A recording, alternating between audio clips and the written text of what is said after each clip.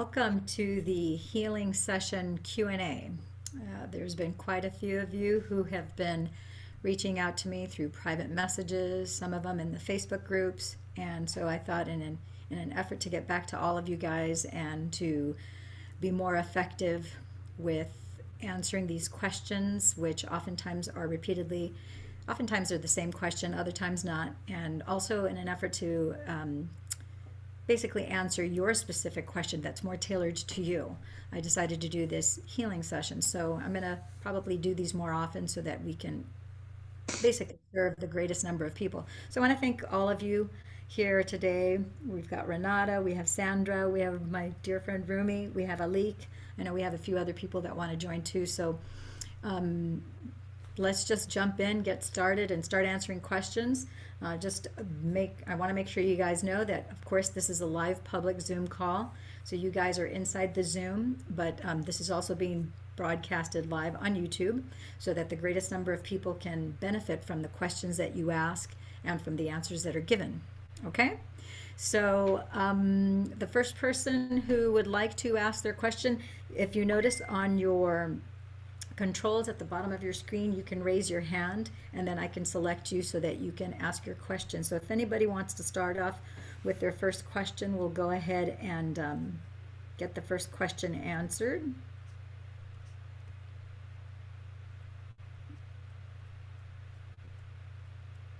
I'm looking for the little raise hand icon. Okay. So I think Alik, I see that you're trying to connect to the audio.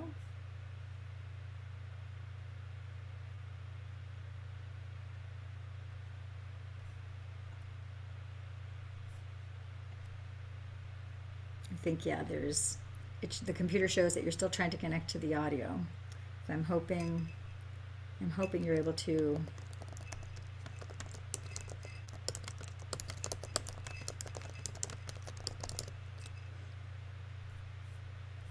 Okay, so while Alik is trying to connect his audio, I'm going to answer one of the questions that was asked this afternoon. And so the person was saying that they're having a great deal of trouble. They're suffering from quite a bit of pain.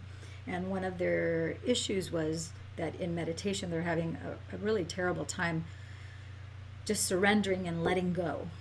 And that is, I think every single coherence healing that we do, it's a topic of concern. So I'm going to bring it up because this lady also had this issue of not being able to let go or surrender. And so what I like to advise people, and all I can do is advise you based on what I have learned and what I actually apply for myself. So naturally, when I went to the Dr. Joe 2019 Cancun event, which was my first, he had us do challenge exercises, and they're not exercises like working out. They're challenge events where you actually you're basically agreeing to put yourself in a situation where you're going to evoke the emotional response that you have that is going to incite a flight or fight response. So a fear of heights, a fear of falling, a fear of something that is emotionally provocative and not in a loving way, but more of a challenging, potentially traumatic way.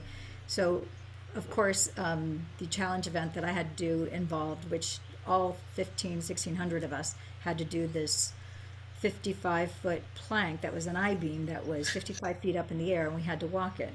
And so the bottom line is, you have to overcome your fear of heights, and you have to overcome your fear of falling off the plank, and you have to overcome your fear that something bad is going to happen to you. And of course, the precautions are taken where you have a harness and so forth, but the fear is still there.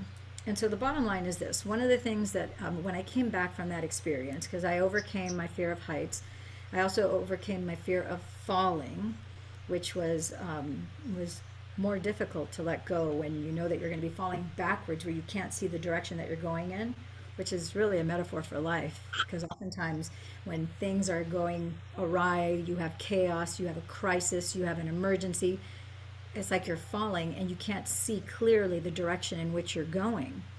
But you can, in a second, that can change for you by you simply making a decision. So when I came back from that event, I thought, how do I recreate this at home? So that I can, because I remember very distinctly the feeling of falling backwards, which was far more traumatic than walking that high 55-foot plank. So the feeling of falling backwards, I thought, oh, I could stand at the foot of my bed and I can drop. And so what I realized is that I can physically do that, or I can just do it in my mind's eye.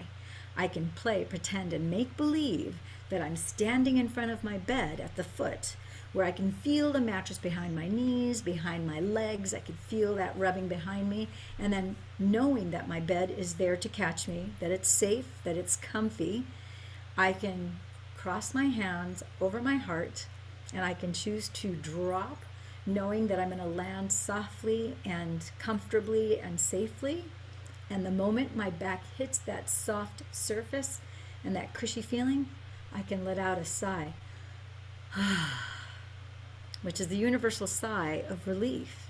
Whenever we have a relief, when we exhale, we let go. It's automatic. You don't even have to think about it. It is just a reflexive response. You let go.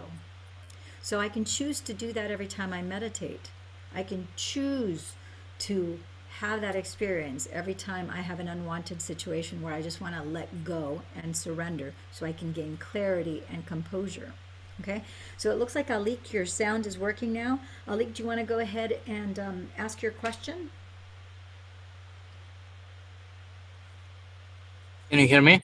Hello? I can hear you now, Alik. Thank you for joining us here. Yeah, thank you so much. Yeah, that's gonna be my first experience, and I don't know, I have a lot of questions, but the main I wanted to share that I have cancer. I was diagnosed like 6 months ago, Okay. and I just wanted to I've been doing just meditations for like maybe 3 months, mostly like Botech and walking meditations and formula. Mm-hmm. And I wanted to feel to be like surrounded like of all of these energies, like, and to be part of this, like in that level. So I don't know the exact questions, but like I never experienced this and I just wanted to try. And what would you recommend me? How can I prepare myself better? Okay. So I have, first of all, I want to honor you in your courage to show up tonight to ask whatever questions, whatever your heart's questions you have. We're here to answer any and all of them, as many as possible. So, and I want to thank you for having the courage to take control of your life and to seize your birthright, which is health and well-being.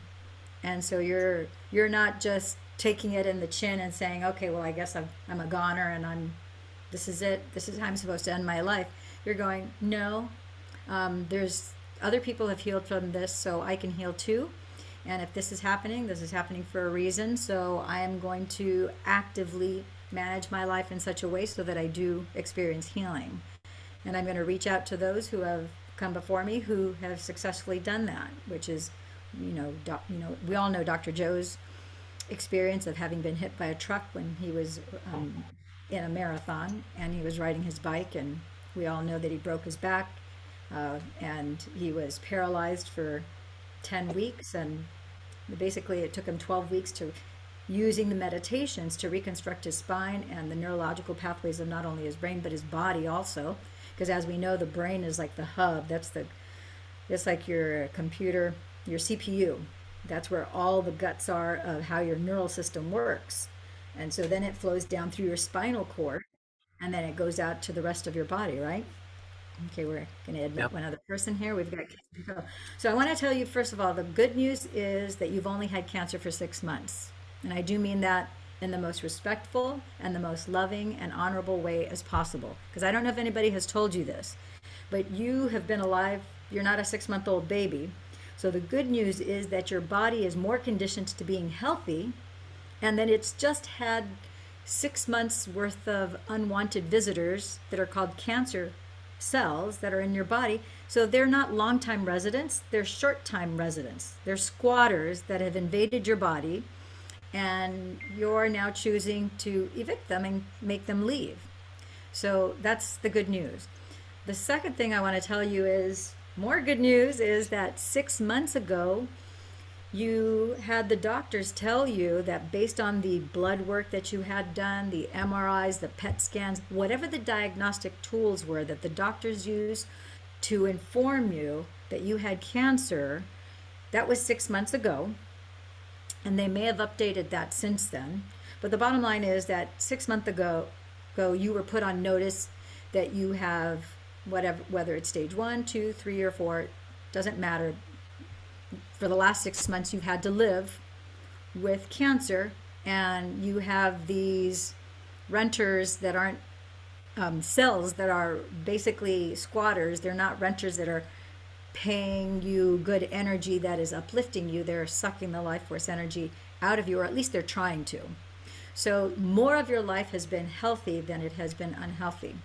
The second thing is that the snapshot in time when they did those diagnostic tools, whenever a doctor, a lab technician, a chemical toxicologist looks at your blood work, looks at your x-rays, looks at your MRIs, looks at your PET scans, whatever the diagnostic tool that they're using to make a diagnosis and to tell you what your condition is, that's a photograph, a snapshot in time. So your state and your condition is only as of that snapshot in time. So if I were to take a picture of you today and I were to show it to you 6 months from now, a year from now, 10 years from now, the picture is going to be slightly different because your body is not a static organ. You are basically the compilation of over 53 trillion cells in your body. You have over 260 bones in your body.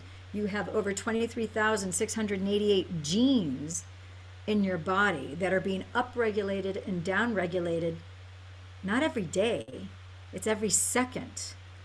And depending on the rate of breath, depending on how you live your life, your brain has the capacity to create up to 140,000 chemicals of pharmacopoeia that is custom tailored for you based on not only your interior environment of the body, but also the exterior environment of your body. So that is changing every second that you're alive. It's not set in stone. That is why people are able to heal, whether it's instantly or gradually. That's why so many people you have evidenced through the application of the specific formula that Dr. Joe teaches, they've been able to heal of one, two, or many other diseases. I absolutely adore to reference Alik, one of the people that I met who did not look like he was sick at all. He didn't look like he was knocking on the door of death, and yet he was. And he's my fellow genius mystic healer, Eduardo Osorio, who I met in June of 2019. I thought he was just a regular guy that was potentially there for a mystical experience or was there for maybe manifesting who knows what. I had no idea that he had been diagnosed with not one, not two, not 3, 4, or 5. He had been diagnosed with 6 fatal conditions. Any one of those 6 were going to kill him. So he was not eligible for experimental therapies, for kidney transplants, for liver transplant, nothing. He was not eligible for anything other than palliative care because the doctors told him you'll be dead by August 2019 because he had basically tumor. He had cancer in his liver. He had cancer in his kidneys. He had hepatitis. He had thrombocytopenia. I don't remember all 6 things, but he had 6 medical conditions of which any one of them were going to kill him without a shadow of a doubt in the doctor's mind and in the doctor's assessment and based on what science was telling him. And yet, he healed instantly over the 7 days that we were in Cancun. Oh wow. So you have a cancer diagnosis that in the past, so I want you to pay attention closely to the language that you Mm-hmm. use that comes out of your mouth. I want you to pay close attention to the words that you speak in your head. From this point forward, I mean, you can do whatever you want because it's you, your life. You're the one who has to live with the condition in which you are or are not forever, right? So you can do whatever you want. You're free to do nothing, something, or all of it. It's that's up to you. So you're the only one who can choose. Yes, I want to heal. Yes, I am healing today. Yes, I am getting better. And even despite, because whatever condition the doctor expresses and puts you on notice about, that point in time is a reflection of the past because you created that in the past and now it's brought into your awareness in the now. So moving forward, so that you don't have that reoccurring forward, you don't say, I have cancer or I am a cancer patient. No, I was diagnosed in the past, because it wasn't today, it wasn't this moment that you were diagnosed with that. It is in the past that you were diagnosed with that condition. It's a state of being, a condition. So you can think, yeah, so I've got a few cancer cells that are kicking around in my body, but if the 56 trillion cells that I have in my body, the cancer cells are the minority, they're not the majority. So the majority of my cells want to take over and purge the cancer cells out. So how are you going to do that? You do it through the formula. You do it with the breath. Something as simple as the breath, something that we are all born with. The breath is free. The breath is our life. Think about it. If you don't have breath, you don't have life. So the fact that you're breathing is incredible. How you choose to breathe. Are you shallow breathing? Because most of us have the bad habit. I used to be really bad at shallow breathing. And the shallower the breath, the more acidity you're going to have in your body, the more inflammation you're going to have in the body. The more, that's usually as a result of the fight or flight response not being addressed for long periods of time. So as you start to focus on your breath and you become aware, you realize and recognize how important your breath is from the moment you become aware as you're awakening in the morning. You start to realize, oh, I'm starting to awaken. You haven't even opened your eyes yet. You're like, time for me to do the breath. You're aware that you're breathing. And then on purpose, you can take 25 slow as you can. Notice I say as slow as you can, because oftentimes people will tell you, do slow breathing. It's different to do slow breathing than to do the breath as slowly as you can. Doesn't matter what rate and speed everybody else does it, because it's not their body.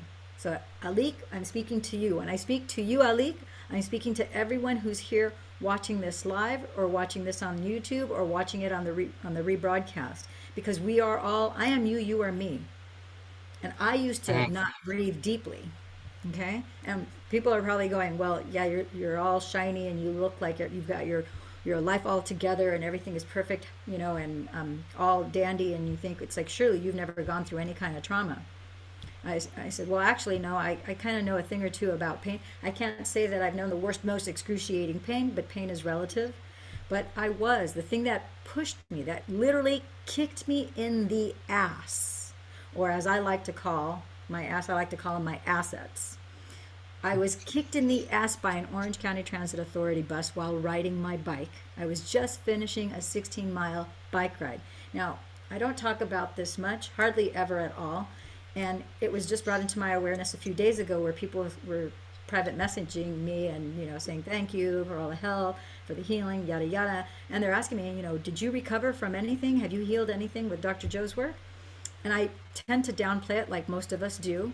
But the reality is, yes, I was literally kicked in the ass by a bus as I was finishing a 16-mile bike ride, just 3 blocks shy of getting home. And that catapulted me. It made me fly over my bike. I suffered a traumatic brain injury. So that's right. I suffered brain damage. I used to have brain damage. I suffered a traumatic neck injury, C5, C6, terribly painful. I suffered a lower back injury, my C5, C6 spine as well. So I had no comfortable position for my neck, for my back, for my head. I also suffered a leg injury, which took over a year. You know, it's like that doesn't even make sense. You know, skin regenerates in a week's time, in a month's time, at the very long end, 6 weeks. And I've always been young, healthy, vibrant, eat well. So I normally heal faster than most. And a year later, the front of my shin of my right leg, where I had the laceration that exposed my bone, was still just a terrible, ugly mess.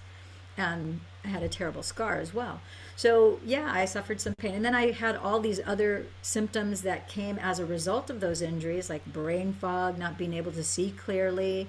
I had my eyesight would vacillate so much that I had 2 prescriptions for glasses, and neither of them worked. I would put one pair of glasses on, the other, and because my eyesight was so fluctuating, I could not read a normal book. I actually had bought you've probably seen like it's the office supply places where you have like these 8 by 11 sheets that are made of plastic that are like a magnifier. So I could put that on top of the book so that I could read the book. I also had a magnifying glass that sometimes I would use both because I was so desperate to read and absorb Becoming Supernatural, which became my textbook. And I didn't, for the first year of that, I was completely unaware, completely hadn't noticed, in a great deal of denial too, that I had short-term memory loss because I was so ashamed. Even though I was hit, I didn't do the hitting, I was hit by that bus. I had so much shame of being in that accident. I had so much shame of having brain damage. Like, who will ever want, it's like, this is going to affect my, I was thinking of it from the worst form possible. It's like, you know, who's ever going to think or care or respect or acknowledge or esteem anything that I have to say? I have brain damage, for goodness sake. It's like I'm damaged goods. I mean, I wasn't perfect before, but now I'm like even more like hugely flawed. And so I was ashamed about the traumatic brain injury. I was ashamed about having been hit, even though I had been extremely careful to make sure that nothing like that would ever happen. It still happened.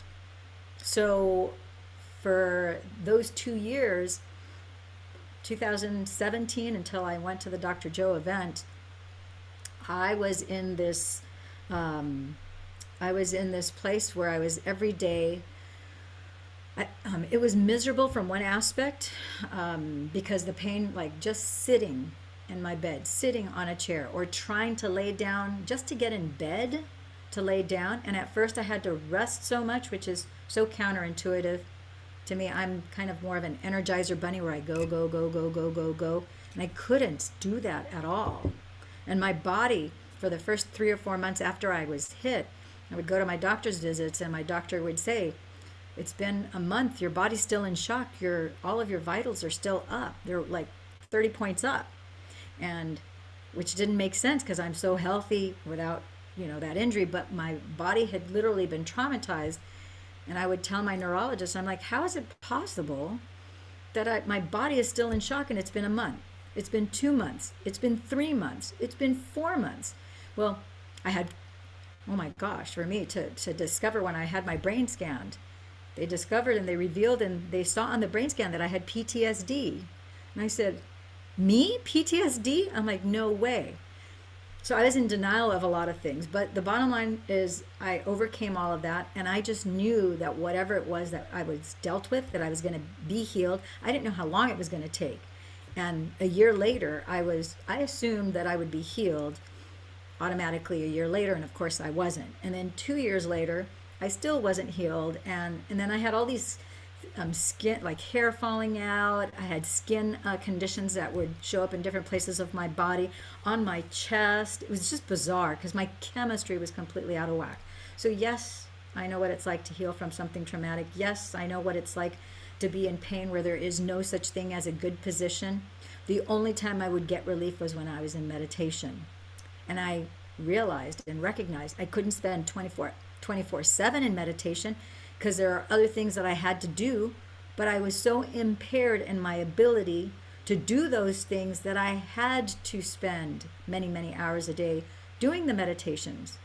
And until I did the Dr. Joe meditations, I had never done a guided meditation up until then. The first guided meditation I ever did was a Dr. Joe meditation. So then as I started to do that, I did the bookends where I did one in the morning, I did one in the evening, and then I would do others throughout the day. My own meditations, I don't even want to say guided meditations because they were more intuitively led, but I was doing quite a bit of meditation because I didn't want to take, I refused. I said, I am not going to take painkillers. I'm not saying that others should not take painkillers, because if you have a pain level of 8, 9, or 10 that is unbearable, that is pushing you to the brink of suicide, then take that med, knowing that you can get yourself off of it and that it is a bridge to give you temporary relief, and that you don't have to be addicted to it, and you can get yourself off of it. You have the formula, you have the tools. So don't be afraid. Being afraid of is the worst condition that you can have across the board, period. Okay? So that's how I came to really kind of come out of the closet with a lot of things, a lot of healing modalities that I've done kind of hidden in the recesses where it was out of the public eye. And in 2019, I just came out and said, okay, well, I don't care what anybody thinks and so forth. I have all these certifications. I have all these clinical modalities that I've been helping people throughout all over the world with. I'm going to make myself a little bit more seen and not just so hidden, because I couldn't bear the thought of people enduring the pain that they were enduring, like the pain that I had, and not having a resource to empower themselves to get better, or at least find somebody to guide them out of that place, like Dr. Joe did for me, and many of my mentors and my professors and so forth have done for me. So step one, Alik, is, and I'm going to tell everybody this because I can't imagine anyone not benefiting from this. We all have brains, we all have neurology, we have all, human bodies. And the thing is, we can all benefit. This can't harm you in any way. It can only benefit you. And if anybody is watching this broadcast and you're in the hospital, I would encourage you to do this as you lay in your hospital bed. I have a gal that was actually one that was just released today. She basically was on a ventilator because she got COVID. And as you can imagine, when you're hooked up to a ventilator, you can't move. There's nothing that you can do. Luckily, she's back home. She just got home today, 4:30 California time, 6:30 Canadian time. And she's weak, but this woman even had blood clots in her lung. She doesn't have the blood clots anymore. And she is now home. How many people? They usually say, what we've been hearing from science is that if you get COVID, you're put on a ventilator, you're pretty much a goner. That's pretty much the last step. It's just a matter of time before you slip away. Not true.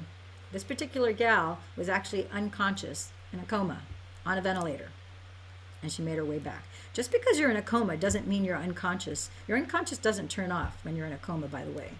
So if you have a loved one who's on a ventilator and you're visiting them in a hospital room, or maybe you're not visiting them, maybe the nurse is taking your call and you're just going to have your phone put up to their ear, their unconscious mind, their subconscious will hear everything.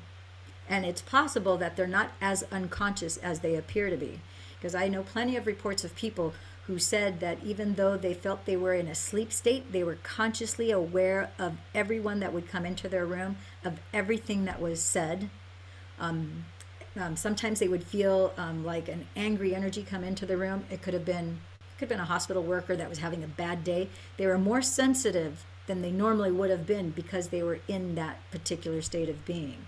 So I want you to know, if you have a loved one that's in the hospital right now, have one of the healthcare providers take your phone call and put it up to the person's ear. Have them put it up, on speakerphone. And then you can speak to them. You can say, listen, I know you can hear me. I know you can recognize my voice. So I want you to take 25 deep breaths as slowly as you can. Just focus on that. And you can do that 3 times a day or every chance you remember, because that's going to reduce inflammation in their body. That's going to increase the alkalinity of your body. It automatically sedates the reptilian part of your brain. So that would be my first advice. If people do nothing else, the breath is one of the most powerful tools that we have. And there was a paper, I put this pretty much in every one of my YouTube videos. There's a scientific research study that was published back in 2000, I think it was 2015, where the scientists discovered that our breath is the remote control to our brain. So depending on the pattern of breath, the length of breath, the speed of the breath, the slowing down of the breath, that is the lever, the button that you push to create certain physical responses inside your brain, and then to turn certain things on and turn things off. So if I breathe in quickly, that speeds up my heart rate, speeds up my pulse, and inevitably speeds up my breath because I'm going. As soon as I take a quick inhale, it speeds that up. If I take a slow inhale,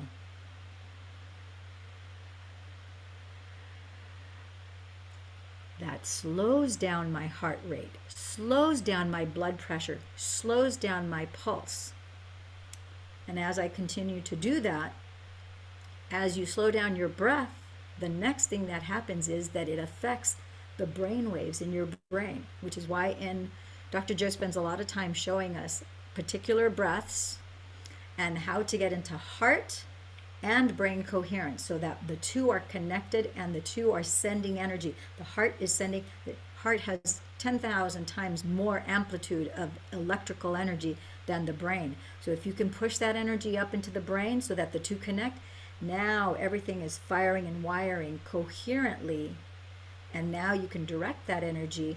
The energy is your autonomic nervous system. As you plug into the 5D in meditation, it's going to want to entrain into health and well-being. And as let me let this next person in. As you choose to no longer resist. Now, what does resisting look like? Oh, I'm feeling a little pain in meditation. Maybe I should stop and then continue. Ego one, because ego sometimes will pop up the pain because it doesn't want you to go into the unknown. It wants to drag you back to the familiar past. So sometimes pain will go up. And the truth of the matter is that pain needs to be digested. It needs to be let go from the body. So the less you resist it and you're like, oh, okay, I'm feeling a little bit of pain, or maybe I'm feeling a significant amount of pain. There is a Dr. Joe testimonial. I have it in the playlist of Dr. Joe testimonials on my YouTube channel. You can also look up Kate Hunt or Stories of Transformation Kate. Funny testimonial. But she was having some severe leg conditions that were impeding her walking and had caused her a great deal of pain. And when she was doing the meditation, she was deep in 5D, and then the next thing she knew, there was this energetic being that was in front of her, and she talks about how he spoke in grunt, the language of grunt, and he started shaking her leg, and she's like, you do know that that's painful. And the energy body said to her, and she's like, okay, I understand grunt, I gotcha. So she allowed herself to feel what she was feeling. She didn't resist it.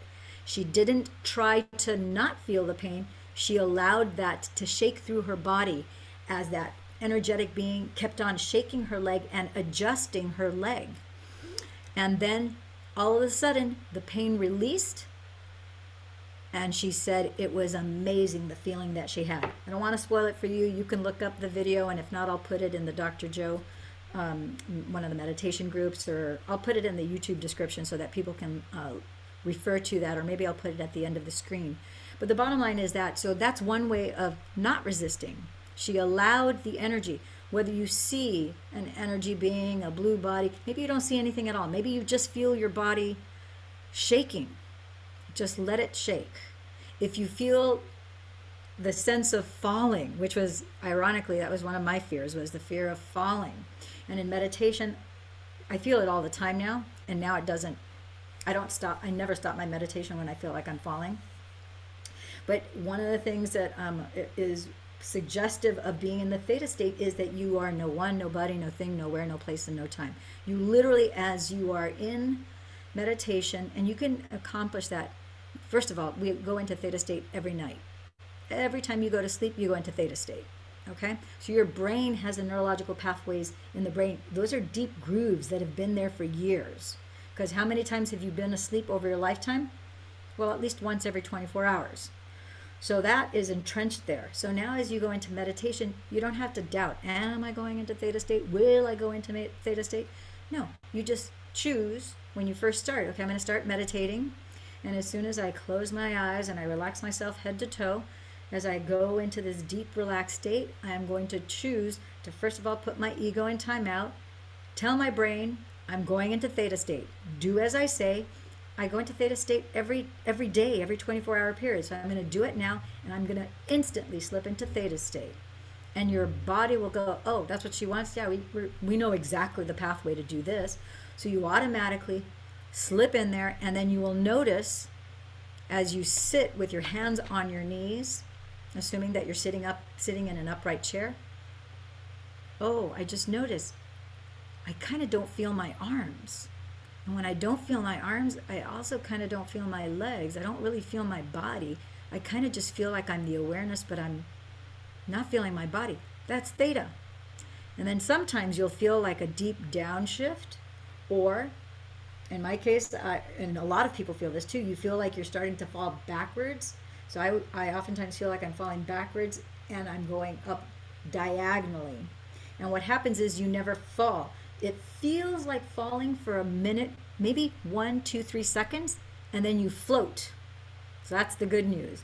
That falling feeling lasts for 1, 2 seconds, maybe 3, and then you lift off, and then you're floating. And then you go really far. Where do you go? I have no idea. I just know that I traveled far away in that space and in that state of being. And that's where all the magic happens. And as whatever comes up, whether I see something, whether I hear something, whether I smell something, taste something, or all of the above, I just allow it to be. If at any point in time I feel like I might be getting apprehensive, I might be feeling a little nervous or a little fear, I immediately tell myself, I accept, I receive, I embrace, and that instantly dissipates. And I'm just so grateful that I'm accepting, I'm receiving, I'm embracing. So back to the breath. Alik, I want to ask you, are you clear about the breath and how that is the remote control to your brain, and how that is basically the foundation for you to be able to heal, and the basis of meditation, which is to know yourself? Well, about breath, I was doing Wim Hof method for maybe a year before I was even diagnosed. So I wanted to ask you, is it like special technique you have to just breathe in and breathe out very slowly, or you have to hold it on or breathe out and, like... So the Wim Hof, and Dr. Joe uses the Wim Hof breath. He calls it the fire breath because it's depending on what modality you learn. It has several different names, but the fire breath is basically your inhale, exhale, inhale, exhale, inhale, exhale, and you do it from 20 to 30 breaths. Dr. Joe typically does it. I actually counted it a few times. It's about 22 to 25 times that I've noticed in the live events that I've been to. So sometimes he does that when we do long meditations that are over an hour long. He'll have us do the fire breath so that we don't fall asleep, because he's very good about perceiving and sensing the energy of the overall room. And if he feels that people are starting to slip away, or if you feel that you're starting to fall asleep, you can do the fire breath to bring you into a conscious state of awareness. It won't pull you out of meditation. It just brings you into more awareness, because it's speeding up your vitals. When you sleep, your vitals drop. When you meditate, your vitals drop. So sometimes when your vitals drop, your body, and I'm going to distinguish because your body really is separate from your brain, or your consciousness. So your brain is conditioned to think slower vitals, go to sleep. So that's why oftentimes people in meditation go to sleep, because your body goes, oh yeah, your body's faster to go to sleep than your consciousness. So your consciousness may think, oh, my body's going to sleep, it's time to sleep because my heart slowed down, my breath slowed down, the body temperature has dropped also, time for sleep, nighty night.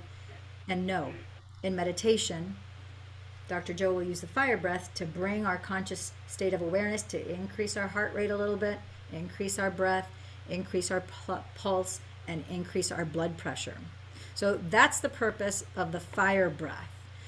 He uses the fire breath specifically when you're doing ice baths or cold shower, because you need something to warm up your body, and to because the cold automatically pushes your vitals down, to slow down, so everything drops.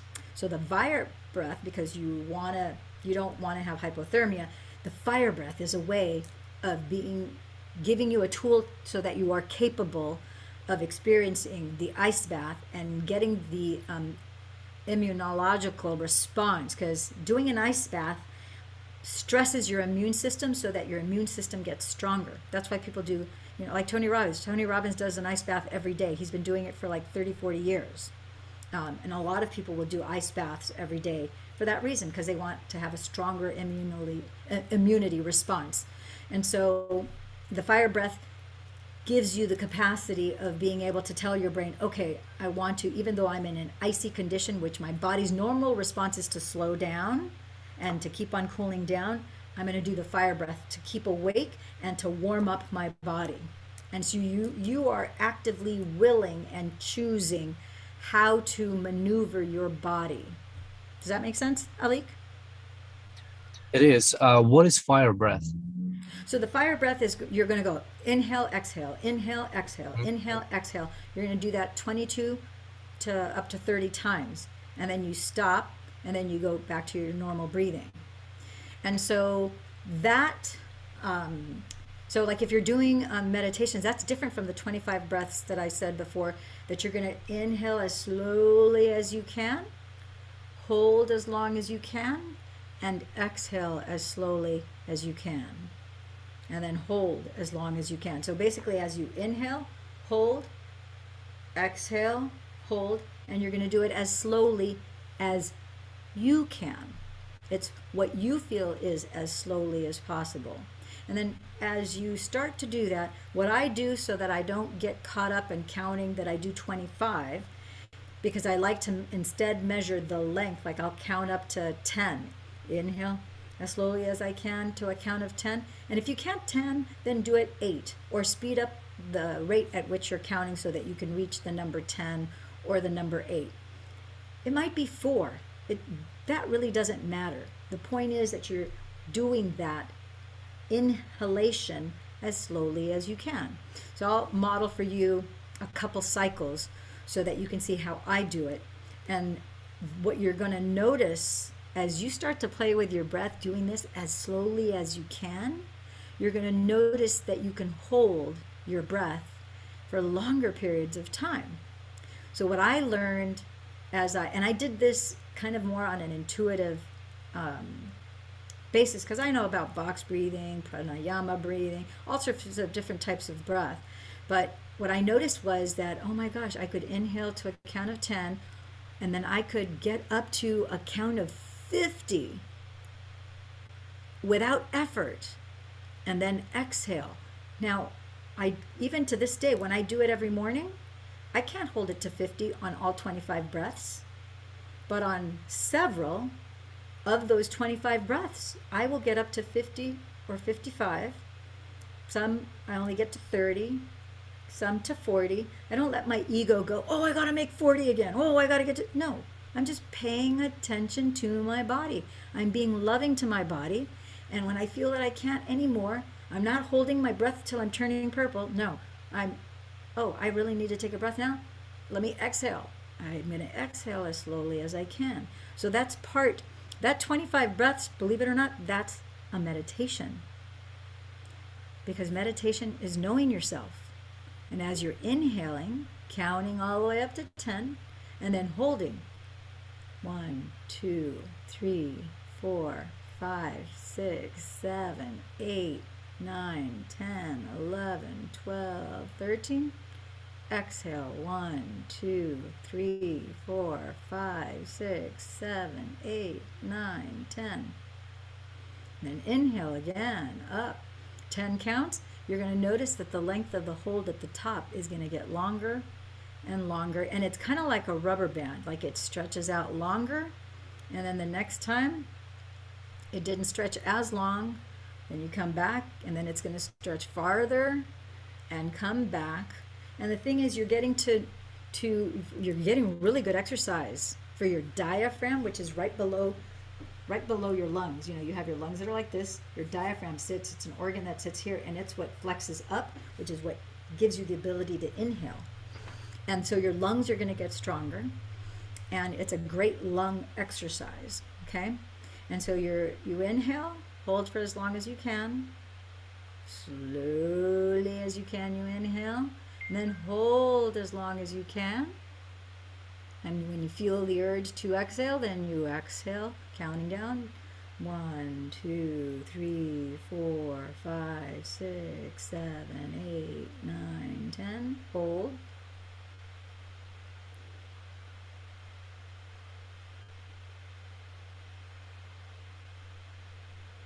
Inhale. 1, 2. So count that. And what I do is I start off my morning this way, and then I do the PSMO method, which we'll talk about later. And I use my fingers so I don't count, because that's a lot of counting. So I use my fingers. I press down my first finger with the first breath. When I start the second breath, I press down the second finger, my third. So it's kind of like counting in kindergarten. When I do this twice and I get back to the next set of 5, then I know that I did 25. So my attention is more in the counting, inhaling all the way up, holding, and exhaling. Does that clear it for you, Alik? Yes, definitely. Okay. That is going to do a tremendous amount of benefit to alkalize your body, to reduce your inflammation, to sedate the reptilian part of your brain. So I can't even begin to emphasize.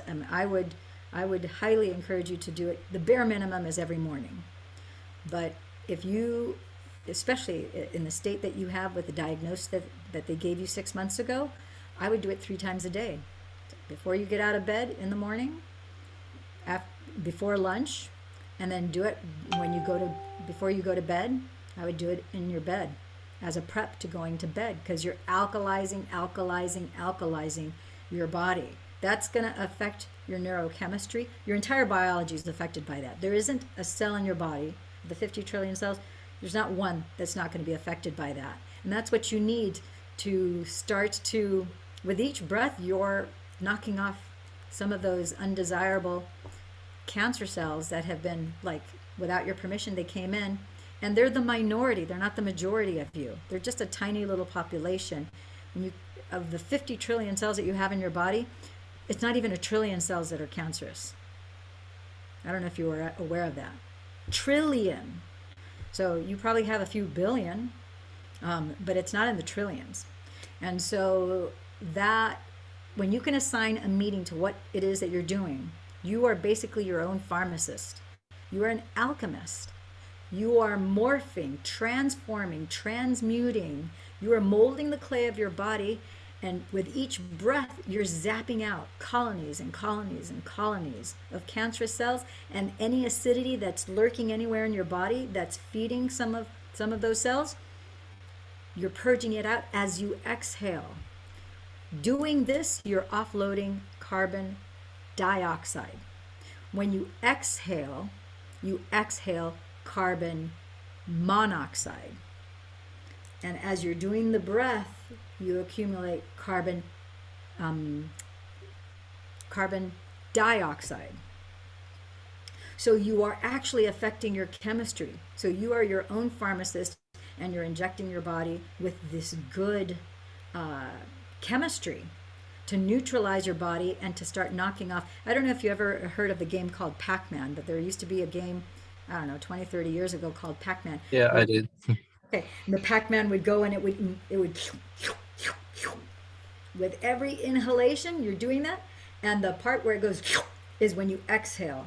It's purging it out. And so what happens is you're going, well, okay, it's doing that with every exhale.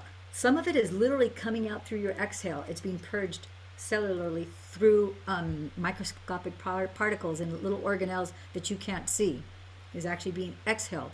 And what can't be eliminated and expelled through the breath is expelled through your waste. So through urination and defecation, which is peeing and pooping in layman's terms.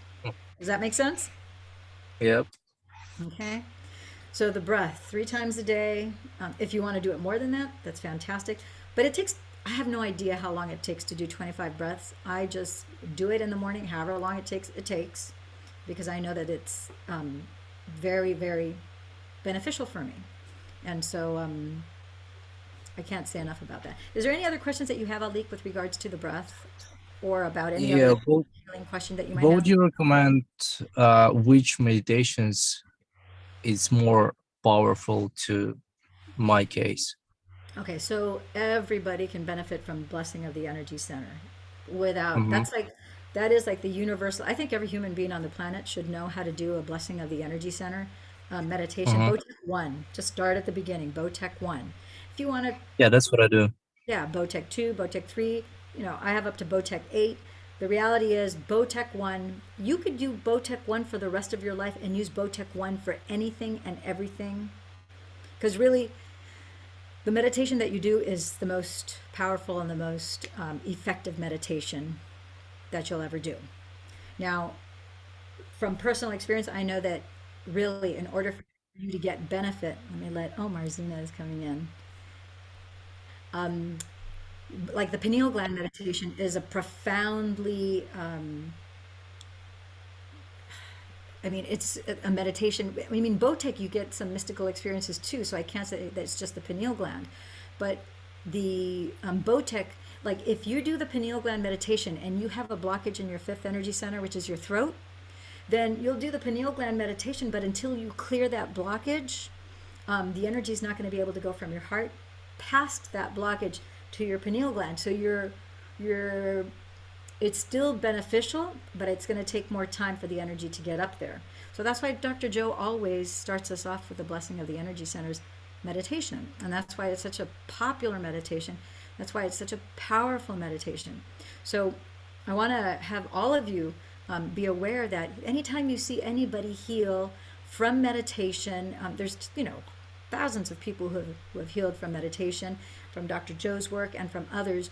It's not the specific meditation that they used that's so important. Because again, blessing of the energy center. I think all of you should invest in yourselves by acquiring that meditation from Dr. Joe's site and just get that meditation and do it every morning, every evening. It is a groundbreaking, fundamental, it's like the basis of everything. Because you clear up, every time you do it, you clear up all 8 energy centers in one fell swoop. Done. And then it's just what clear intention you have. You could use that meditation to manifest a car, to manifest a trip, to manifest money. I just manifested here. So crazy. Didn't expect this. Who gets a refund? I've never heard of anybody get a refund after they pay for not a parking violation, a moving violation, a ticket, traffic ticket. Look at the amount on this check. $588. Free money. Crazy. These meditations, the formula works for everything. The foundation to you heal is love, is self-love. And at the end of this video, I'm going to link Eduardo's video where he did, on Dr. Joe's channel, he did a 15-20 minute testimonial, and then I had him on my show last year, I think it was actually the year before, and he gave the whole hour story. He showed all the his scans, his MRIs. He showed the collection of pills that he had to take every week. It's a pretty comprehensive thing, but 6 fatal conditions, including like couple types of cancer that he had, and he was completely healed from that. And he will tell you that the way that he healed was, number one, he had the realization that this cancer and these 6 conditions were his love letter, that the divine was speaking to him, because had he not had those 6 conditions, he would have not learned how to have self-love and how to have an open heart. He just chose. He goes, he didn't even know that he had his heart closed. He was completely oblivious, just like I was oblivious that I had memory loss, short-term memory loss, that I had PTSD, I had brain damage. But I was oblivious. I had no awareness of that. Didn't matter. He was aware that those were his love letters, and that he had to open his heart. Didn't know how to do it. He's just, I'm going to open my heart. Yes, I choose to open my heart. Yes, I choose to feel love. I choose to feel love, and I choose to feel love for myself, and that I am worthy. If I just do that, everything else will fall into place. And that's exactly what happened. He opened his heart, and then everything fell into place. And he actually had the divine tell him there's two types of miracles, big ones and little ones. He goes, let me tell you about the little miracle first, because everybody gets that miracle. And the little miracle is healing of the body.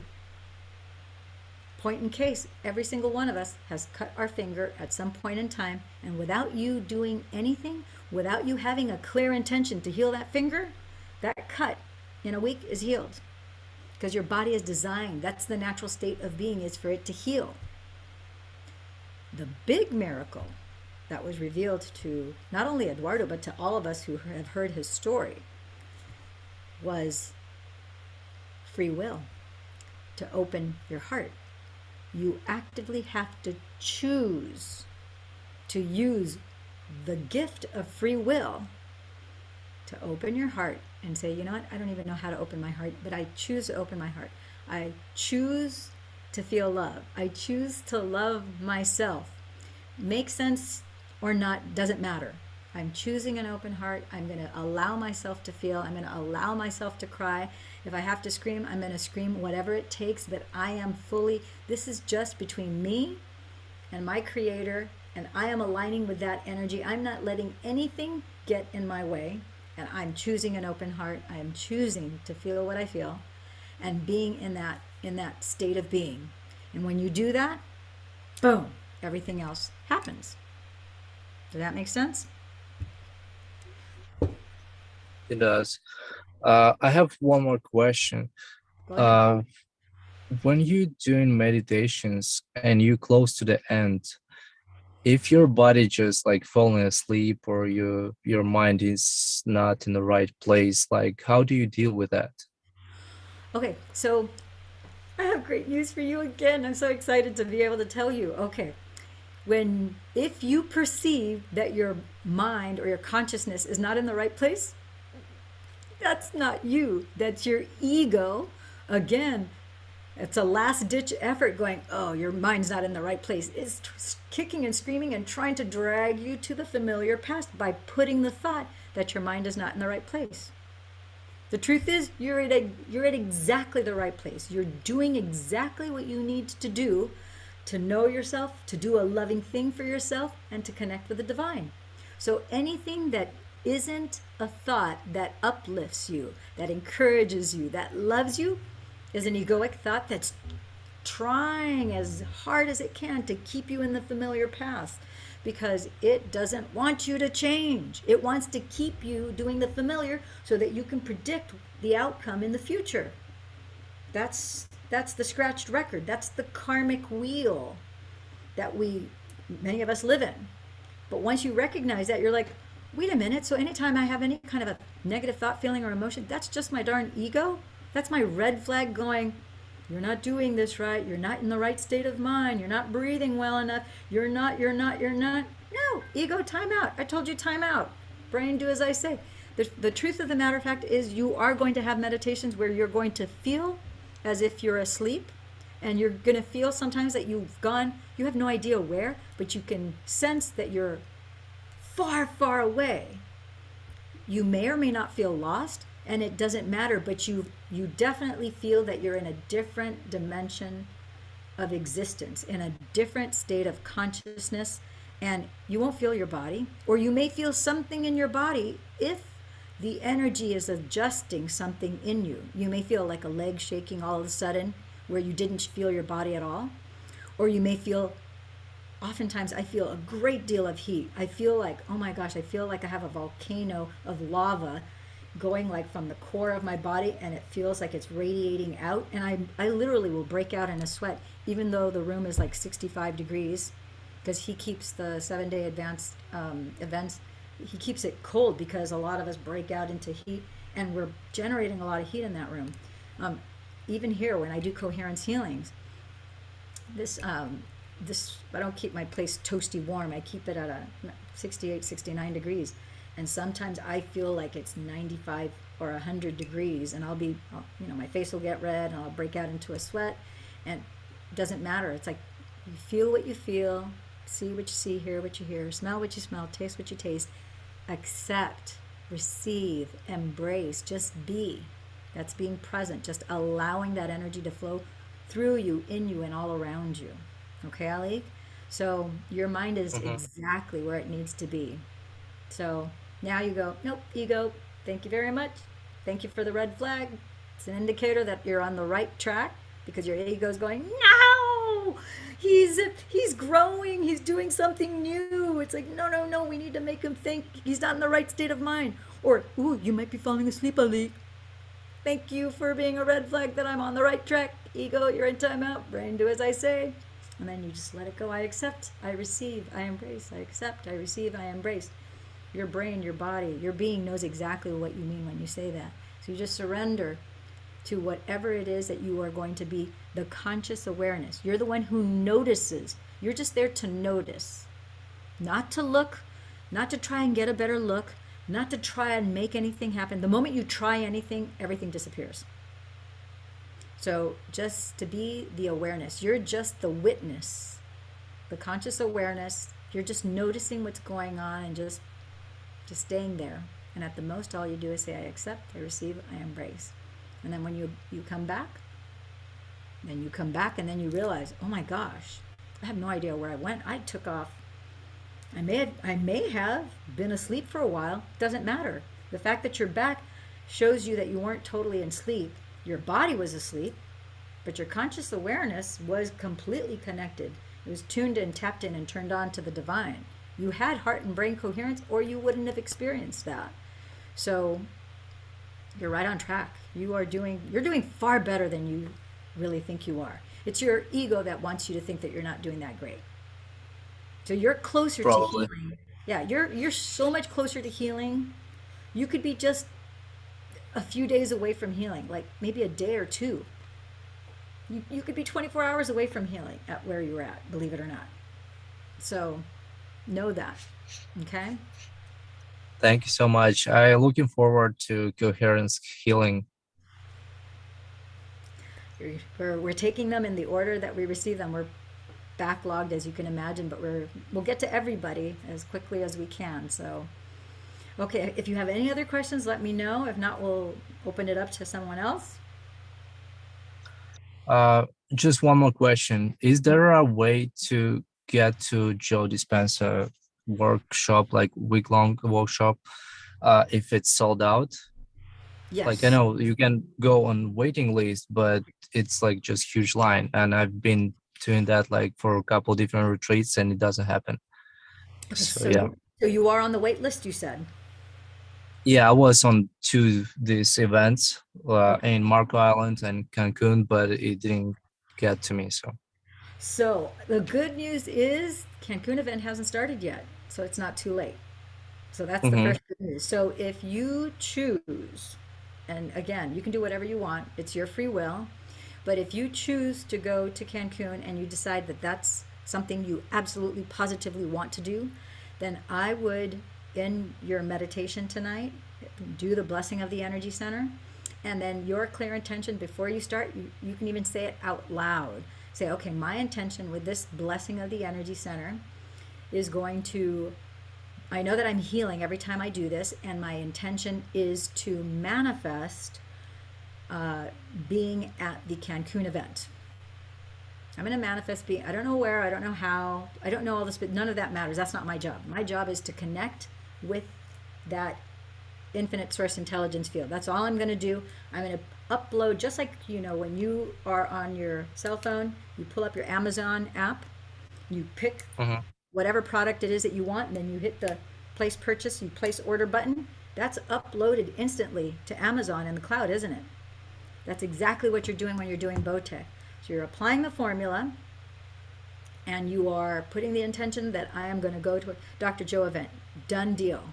So now, as you're doing Botech, you're blessing your different energy centers, and then you have a feeling of love, gratitude, and appreciation, and you see yourself sitting. In my case, I manifested 2 sold out events. I mean, they're always sold out. So the very first one I went to, they were sold out.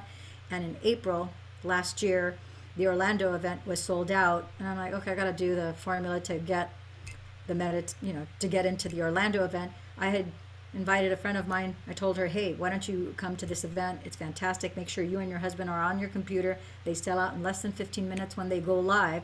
So make sure you're on there so that you get a seat. So she got in. I didn't get in. However, when I didn't get in, didn't matter, because I already had manifested it before using the formula. I said, I did it the first time, I'll do it again. And so all you have to do is have that clear intention. I knew that I was going to Orlando. Didn't matter that the 3D was telling me we sold out. I'm like, so what? Sold out? First time it sold out and I still went. So I'm going this time. I'm just old shoe. I'm going to do it again. And then I saw myself, sitting in the front row with my friend sitting to the right. Nadine was to my right.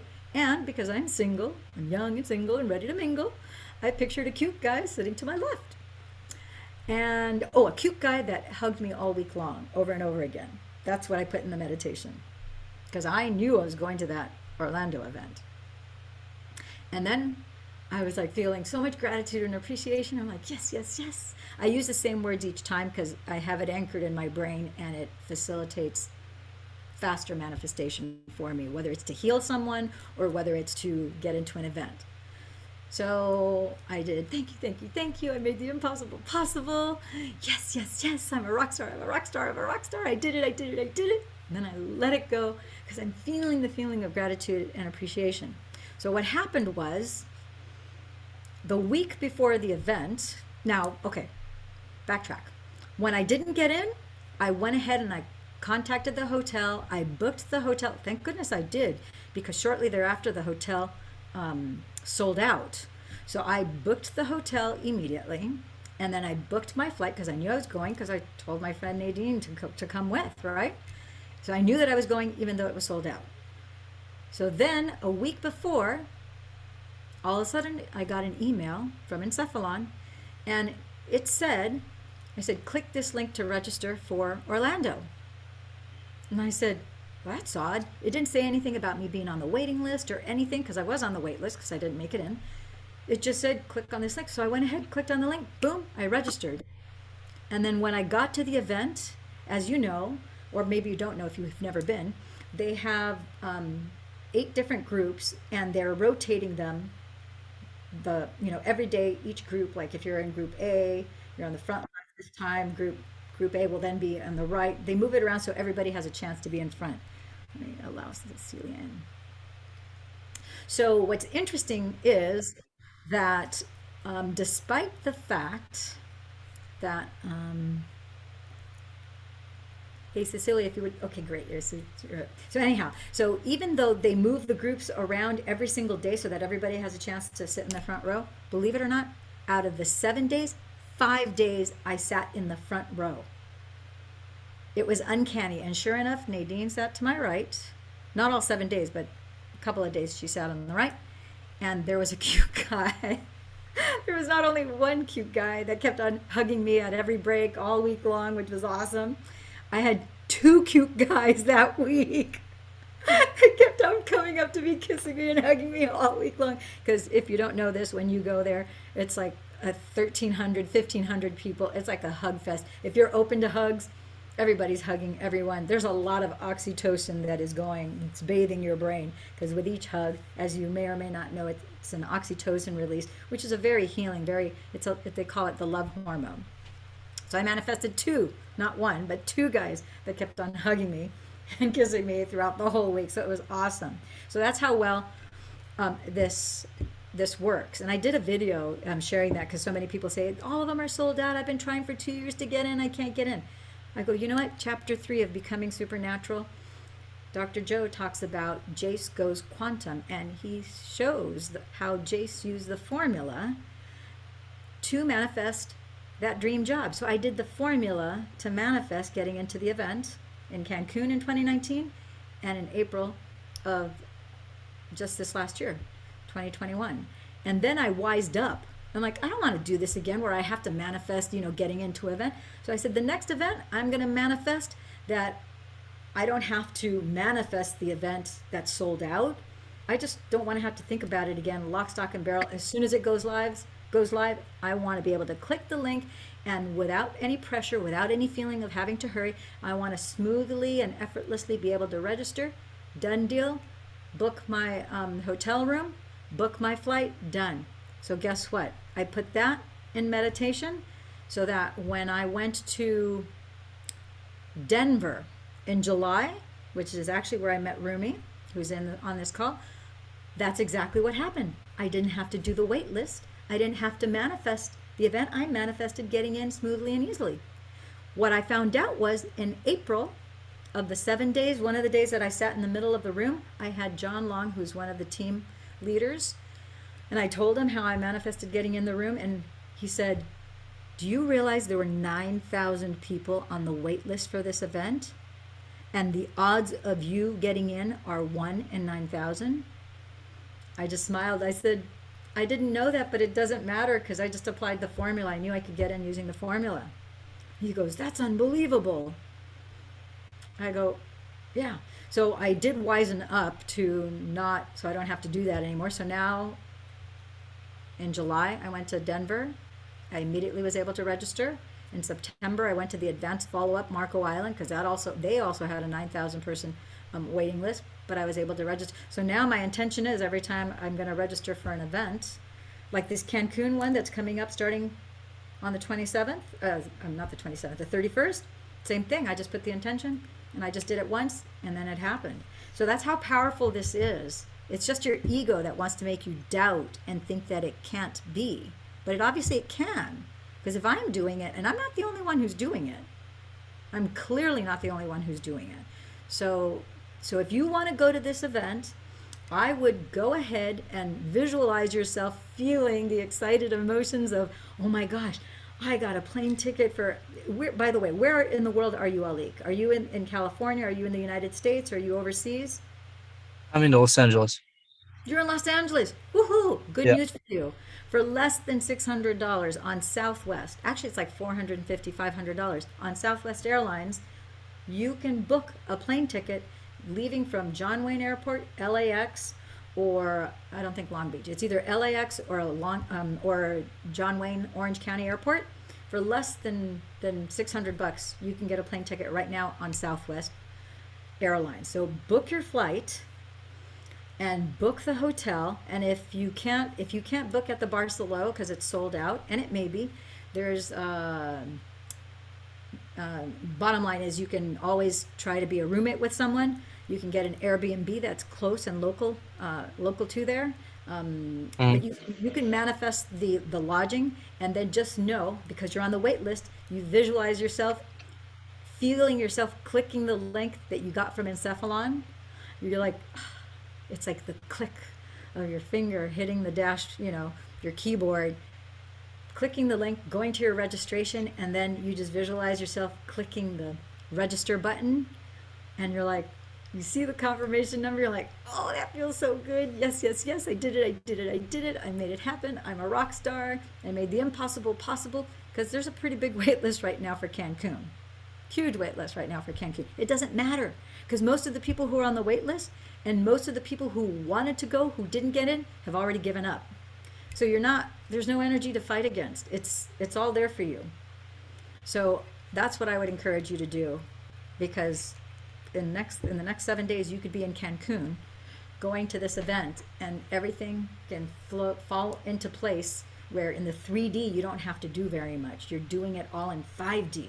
You're moving the energy, taking the particles, and by doing the meditations you're changing it back into waveforms, and it's being reorganized into the new particles, which is your clear intention. You add the elevated emotion of love, joy, appreciation, and gratitude, and then you feel it, and then let it go, You just surrender, let it go, accept, receive, and embrace it. That's how you do it. And just with your listening and participating in this, you are resolving and dissolving a lot of the cellular biology that hasn't served you, because you have right now an automatic increased feeling of well-being and of knowing that you're closer and closer to having the evidence where not only are you instinctively going to know in your gut that you are completely healthy, but you're also going to have the evidence when you go back to your doctor, and your doctor's going to go, wow, we ran the test 5 times. Because in your mind's eye, you're going to see the doctor telling you, we ran this. I go, I can't explain this because we know what we diagnosed you with 6 months ago, but you're free and clear. You are healthy. Everything is fine. The pathology report says you are done. There's nothing for us. I don't have to see you again. And that is the truth, if that's what you choose. It is a choice. The divine loves you so much that it would never override your free will. That is the gift that we all have, is free will. No one can make us think or feel anything. Only we can. We're the only one who's at the master helm of that. And for a long time we've relegated that to the ego, thinking that we were the ego, and to the default settings that the brain has had. But now you're going, no, I'm going to choose. I have a clear intention. I'm mindfully doing this on purpose. So I'll see you on the 31st, Alik, and I will throw it in my meditation, where I'm going to see you sending me a private message, or on the Dr. Joe group, you can add my name to your post saying, I did it, I did it, I did it. I made the impossible possible. I made it happen. I'm a rock star. I got into the Dr. Joe Cancun event January 31st. I got my plane ticket, just like we discussed on the Zoom call. I got the accommodations, and now my registration, everything felt easy peasy. It fell into place. Just as you put, just like chapter 3 of Becoming Supernatural, of Jace Goes Quantum. And as you continue to assign meaning and to practice and do this, you're going to go, what else can I use this for? And then you start to realize and recognize, there isn't anything I can't use this for. I could use this if I have an appointment tomorrow and I'm going to go on a boat ride. I actually did this. I have a boat ride at noon tomorrow, noon to 3, and we have a flood warning. We have a tsunami warning here in Huntington Beach, which we actually did. I'm like, I don't want it to rain tomorrow. If we're in the middle of the storm. It's raining sideways right now, and it's supposed to go all the way through Sunday, and I'm supposed to be on a boat tomorrow morning with my friends from 12 to 3. I don't want it to be raining. I don't want to cancel that. It took a long time for us to all match our schedules so that we could go on that boat ride and do lunch for 3 hours. I'm like, no, I'm going to throw it into my meditation. And I see myself on the boat, and it's sunny and the crisp air. I feel the wind on my skin, and I'm feeling, oh my gosh, yes, yes, yes, it feels so good. It's the exact same thing for everything. And I actually have pictures. I have to still put together the video together, but I can show you the warnings that we had with the flood advisory. We had can't remember how many days in a row. I think it was like 7 or 8 or 9 days where we had a tsunami warning, flash flood warnings. The level of the water was really high and then really, really low, which is suggestive of a tsunami. And I said, doesn't matter, that day it'll be bright blue skies, clear. And even when I booked it, because I know the formula, I told my friends, because they're like, it's been so freezing, we've had so much rain. I go, no, that day it'll be bright blue skies, and it'll be beautiful bright sun. It'll be a beautiful blue day. We don't need to worry about that. They're like, how do you know? I go, doesn't matter how I know, I just know. And then it came to pass. So it works for everything. Now, a lot of people are hearing this going, that's bullshit. There's no frickin' way. She's saying that she can control the weather. I'm not saying that I can control the weather. I am saying that I am rearranging the particles in a way that I am evidencing that I don't want them to be, and I'm going into meditation, and I'm slowing down the waveforms of energy. I'm applying the formula that Dr. Joe has showed us, and I'm putting my clear intention that I want them to be arranged this way. Instead of the storm, I want blue skies and the sun out, beautiful day, which is normally what we have in Southern California. You're in LA, so you know about the storms that we had the week leading up to before Christmas all the way till past New Year's. So you Oh, know that we I had, heard about that.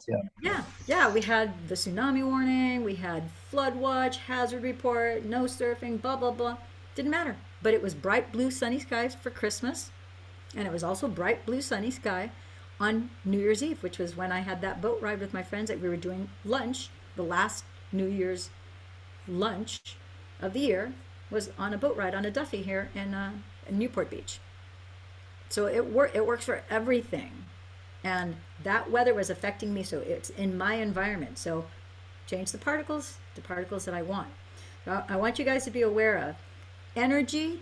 We know this in physics. Energy travels at the speed of light. All energy travels at the speed of light. The moment you take energy and you slow it down so that it's slower than the speed of light, it turns into mass. It turns into matter. That means that it forms particles. Why is that relevant to you and to me? Is that gives you an understanding. It makes you and me aware. We start to comprehend and understand and recognize that as we slow down, notice the language, we slow down our breath, slow down our heart rate, slow down our brain waves, we're starting to slow down our energy. We're slowing down the speed of light inside our bodies and outside of our bodies. And that's why we can take the particles of the unwanted and then morph them, because the energy has slowed down, so it's ready to drop into new particle form. And it's only going to do it based on whatever you have your focus on. If you're clear intention, if you have no intention, then it just goes to peace. And the particles will just stay in a peace where you just feel peace. But if you're directing your conscious awareness, which is like a floodlight, and now you're focusing it like a laser, now that conscious awareness is like a laser beam. And now the particles, like little magnets, as they drop from the waveform of energy and it starts to aggregate, sum up mass and matter, they form particles, and they're like magnets, one to each other. So you have 2, then 4, then 8, then 16, and then they quickly start to quantify, and boom, then you see it in 3D. Does that make sense? Yep. Thank Okay. you so very much. I have so much motivation to do tonight's meditation now. Yeah, so just know that anything that doesn't feel moving in that direction is your ego going, no, he's changing, he's growing, he's prepping himself for the unexpected. No, we want to keep him to the familiar past so that you can, even though it's being able to predict the future in an outcome that you don't want, it's going, we're going to keep you the same now, kicking and screaming. It will use doubt. It will use whatever. The more subtle the negative, not good feeling energy is, it'll try to be very crafty. So once you realize, nope, that's not a loving thought. Nope, that doesn't feel, that's not uplifting and inspiring. So that's got to be the ego. Time out. You can never go wrong. If it just doesn't feel good, time out. Brain, do as I say. And then you can just take a few minutes, take some slow, deep breaths, and you can just feel the excitement. And then feel yourself in Cancun. Feel yourself. I'm going to give you a high five when I see you in Cancun. I'm going to give you a high five. And I'm going to give you a hug too if you're open to hugs, because not everybody's open to hugs. I love hugs. I'll give you a hug too. I love hugs. I don't know who doesn't love. There are some people I've known who don't like hugs, who don't like to be touched. You got to respect that. It's totally fine. We can do a fist bump as well. But I will give you a high five if you want to do a high five. I'll give you a fist bump, and I'll give you a hug. We'll give you the trio. How's that? It sounds amazing. Okay. Okay. Is there any other question? Nope. Okay. I love this. Thank you, Alik, for asking and for participating. If anyone else has any questions here, now would be the time. It looks like Sandra. Alik, if you wouldn't mind, I'm going to mute you, and then Sandra. Firstly, thank you so much for this amazing live. There are just so many things to take away. I just had a question. Could you do a live on upheavals? Because, I mean, that is a kind of healing, actually. Yes, I got the chills when you said that, actually. Very interesting. So that's my Yeah, indicator. That's my intuition going, you have to do that. So, yes, I I'll love I'll that. private message you. I appreciate Um, that. yeah, Yes. So let me say this about upheavals, because nobody likes the upheavals when they happen. And we oftentimes think that when lose a job, or you lose something, or you have a crisis, or you lose something, or something's taken away from you, which is, those are all different forms of upheavals. What we don't realize that oftentimes that is the death and the ending of something, and it's the moment that something new is being born. So in that moment, and we'll elaborate when we do the live Zoom, that we will address just upheavals and crisis, because I think this is very important for people to recognize and to understand and really get a grip on it. But that moment that happens, and sometimes it's painful. Like, it was painful when I got hit by that bus. I was literally kicked in the ass by that Orange County Transit Authority bus. Um, Interesting, the timing, because I had just finished getting divorced, and the only thing I was waiting for was my final divorce papers, which it's not official till you actually have the physical copy in hand. So I was just a few weeks away from receiving those papers. So I was literally being kicked in the butt, on my assets, to move forward in the new life. And I was the one who filed for the divorce. My husband was not the one who wanted to get divorced. I was the one who filed for the divorce. So I had taken the actions and the measures to get out of the marriage, and now at the tail end. And so life, the divine knew what was best for me. And I would have never, ever, ever volunteered to go through a traumatic brain injury, neck injury, back injury, leg injury, lose hair, have all sorts of skin conditions, lose memory, have PTSD, tinnitus, unbearable loud tinnitus that would hurt my ears, skin conditions like my whole chest. I mean, what did that have to do with anything but your skin is, it's your third kidney, and it's responding to, it's an organ that's responding to the physiological stress and trauma that I was still undergoing. Even though I was hit on one day, my body was still in a stress state for couple years. So that was an upheaval, that was a crisis. And so it's how you choose to respond in the moment that you have that unwanted. And I gotta say, Dr. Joe, I'm making it my personal mission to make sure that he is nominated for a Nobel Peace Prize, because as you may or may not know, any scientist, any person who is awarded a Nobel Peace Prize, they get $1 million. Which, can you imagine what that will do for all the scientific research that's being done? I don't know if you're aware about the protein that they just discovered in the novice and the advanced meditators at the Dr. Joe 7-day. yeah, I watched that live. That was powerful. It's incredible. Can you imagine what $1 million would do? And they, by no means, they're not hurting for money, but they're now testing all the participants at the events. That's 1,300, 1,500 people that are being wired up to EKGs, EEGs, blood drawn, etc. So that's hugely expensive to do. And he has 30 research scientists when we're at the events, led by Dr. Hemal Patel and Dr. Joe, and then Nick and everybody else. So that live stream, if you guys haven't watched that live stream, go ahead, go to drjoedispenza.com, get signed up onto his website, and then the live stream is on there for free. Usually you have to pay a monthly fee to be listening to the live streams, but this one is free. Go on there. It's just a little shy of 2 hours. It's unbelievable what they're going to reveal there. And you will have the tangible evidence, the slides that show that your amines, that your lipids, that your proteins are actually altered. Even a novice meditator who never meditated before attending an event, you have a significant increase in your actual blood down to your DNA, so that this protein that they just discovered, Serapina A5, is present in your blood, which is what protects you from a whole myriad of germs, viruses, and bacteria, amongst them COVID. So it affects the prevention of you not only getting COVID, but from you getting all sorts of different things.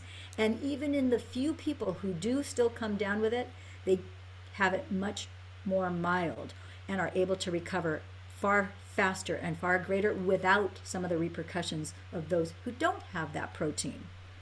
So it is, it's amazing. So I will, yeah, do please send me. There's an article too, Lillian, that I just saw on his site yesterday, that for anyone that's like more visual, you know, or just wants to read a white paper type thing, even though of course it hasn't yet been peer reviewed. He's Yes. got an article that breaks down that study that backs up the lie. I'll send you an article by PM this afternoon if you want to share that on your group. But it's on his site. Yeah, please go ahead and do that. That would be absolutely awesome. I would really appreciate that. But yeah, For it is. the live about crisis, the second thing, I mean, it's just coming through in terms of like I'm putting my order in. Yeah. But the clarity issue, you know, how much clarity, how much detail, you know, do I need to have? Again, I'll PM you.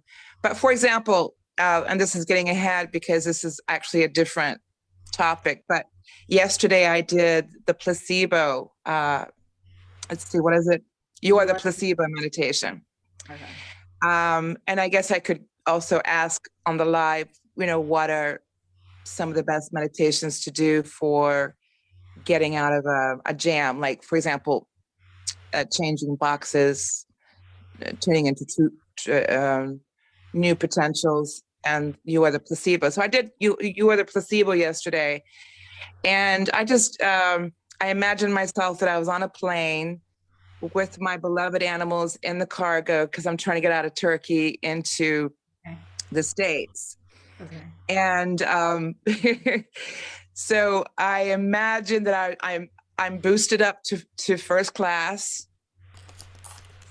Okay, that way I have access to the stewards who can give me feedback, you know, on the temperature control things. And I imagine that Joe Dispenza is right there in first class in the same row. And I'm looking at him going, of course, it would be you, you know? And you know, and I felt my breathing change, and I felt this sense of, you know, joy and yes and yes. And that was like the first meditation in months that I ever felt the true elevated feeling. So I'm like, yes, that's a breakthrough. So I'm not doing much, you know, for details, except, you know, on the clarity issue, except just imagining myself on the plane and just the details that make me feel it. But that would be something I would love to see addressed. Okay, so when we do the upheaval live Zoom, we'll also talk about clarity. But the more clear, what I discovered, because I've done meditations where I didn't have a clear intention, and then for a while I thought, and it's funny because as you continue doing the meditations, more things are revealed to you. So I remember, I think this was in the spring of 2020. And I remember telling, you know, all the healing, because I call in all the healing energies across all time, dimension, space, and reality. That language, that pattern that I just gave you came to me in a meditation, and I was like, ooh, I like that. I never heard of that before. I'm keeping that. Oh, I love that. So, yeah. So every time I meditate, when I'm doing coherence healings, I call in all healing energies across all time, dimension, space, and reality. And then I also affirm, which also came to me in a meditation, I'm one with the one, I am the one. The first day at the Cancun event in 2019, when I went to get healed from my traumatic brain injury and all that, the first meditation we did, that was the first thing I heard. I heard that, and then I saw, and I talk on my YouTube channel, I talk about those energetic beings. They look like magi to me. To me, they're like lime green. They're like a really brilliant lime green and a really bright yellow. And and I was like, oh wow, I'm one with the one, I am the one. I'm like, ooh, I like that. It just Mhm. felt so good when I heard it, and then I said it to myself, I'm one with the one, I am the one. So every time I start a meditation, I'm one with the one, I am the one. But I learned that if you have no intention in your meditation, you don't have a clear intention, and you're just showing up, you're just wanting to become one with the one, then you will still derive a benefit. And the benefit is feeling a profound peace. And so I had a meditation where I said specifically to the healing energies, I said something to the effect of, sometimes I do these meditations and I feel that and it wasn't a complaint. So I want to make sure that people don't think it's like, gosh, she's so ungrateful. I mean, how many people during this pandemic wouldn't love to feel a sense of peace? A lot of them are running like a, chicken with their head cut off. A lot of people are suffering with anxiety attacks and panic attacks and all this other stuff. And she's like, complaining that she's only getting peace. That's not where I was. I was just expressing myself to the divine, saying, and to the healing energies, I said, you know, um, I feel that the last several meditations, the only benefit I receive is a profound sense of peace and well being, and I'm not complaining. I am very grateful for that. But I feel like nothing else is happening.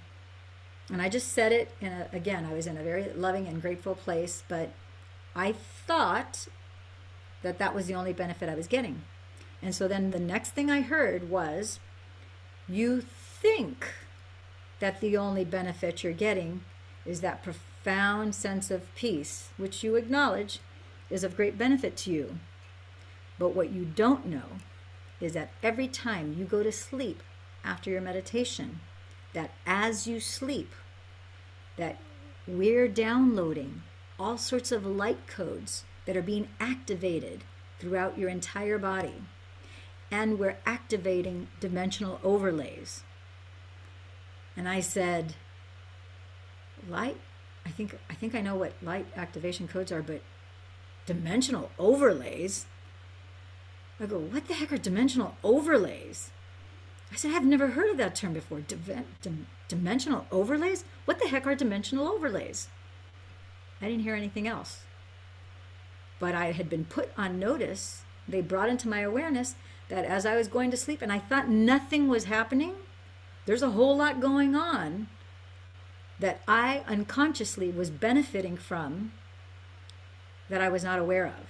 So I had to trust, I had to believe, and I had to surrender to the fact that because I was faithfully going into quantum realm, the 5D, making myself one with the one, having an open heart, being in heart and brain coherence, knowing myself better by connecting to that energy, that I am getting benefits even when I'm not meditating.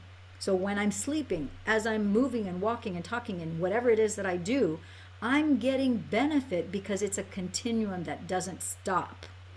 So what happened afterwards, I was really perplexed by the word or the phrase dimensional overlays, because I have no idea what that could possibly be. I'm like, light activation codes. Okay, from physics perspective, I understand photons are packets of light. I can see that maybe they're turning on additional photons. I kind of get that kind of sort of, but dimensional overlays. So I immediately went to my group of, we were the Golden Eagles in Cancun 2019. So there's 60 of us on that group. So I went to the Golden Eagles and I said, hey, listen, you guys, I just got out of a meditation, and this is what I was told about the light activation codes and dimensional overlays. Has anybody gotten this in meditation? Does anybody have a clue, or have you read or know anything about this? And everybody started chiming in, because we're like all over the world, right? They're like chiming in going, never heard it, nope, never heard of that, da, da, da. Nobody knew. And then as I started to read, then the download came, and it was revealed to me that a dimensional overlay is it's like I saw a picture. So the way that I could best describe it, it's almost like a frame that is dropped into your being, and then they said that it is activated for 30 minutes, as little as 30 minutes, but up to 2 hours. and it's only on an as needed basis. So it's something that's put into your body, your physical body, for a short period of time, 30 minutes to 2 hours. And then the next thing that I heard was that there's nothing for me to do. There's no trying, there's no efforting, there's no making it happen. That it's something that's automatically, because it's already programmed in you. The moment you need it, it activates. So I just have to stay out of my way and keep myself from letting my ego tell me, "Oh, you don't know what the hell you're talking about." But those are not loving thoughts. That's my ego trying to keep me in that familiar past. So I realized that, and so then I shared that with the group, and I thought, that is wild. I go, that is just like way above my pay grade, and I'm sure there's probably more that I need to know about it, but I'm not intelligent enough to know what it is that I need to ask, other than what is a dimensional overlay. So since then, I've experienced them. I couldn't even tell you how many times, but this is accessible. I'm not special. Trust me, Dr. Joe has way more than I do, because he's been meditating longer and for deeper than I have. And there's tons of other people in the Dr. Joe community that have attended the week-long events, and even some who haven't, who are, very profound meditators who have as well. This is not a competition. This is not about who can do more or higher or deeper or wider. That none of that has any room in this space. I'm just sharing from the heart what my own personal experience is. A lot of this stuff doesn't make sense to me the moment it's revealed, and then in whatever real time when I need to know it, then it's revealed to me. And then so I've learned to get out of my own way, stop fighting out of myself, and just go with the flow. And if somebody thinks it sounds funny or weird or bizarre or like a lie or freaky or whatever, I don't really worry about it. I really set the intention to be brought with like-minded individuals that resonate at this frequency that's really coming from the heart. And I know that the divine is handpicking the people that we're supposed to be all together with. So like my beautiful Rumi, I keep on bringing up Rumi because she is part of my walking meditation group here at the beach here in Huntington. She just lives down the street here not far, and I met her in Denver, and she brought her two amazing parents. Her mother has my namesake. My name's Lillian, and hers is Liliana. So yeah, we're the only reason why we're all here on the Zoom call right now, and the people that are on the YouTube channel that are watching this right now, it's because we recognize a part of ourselves in each other. Like I see myself in you, Sandra. I see myself in you, Alik.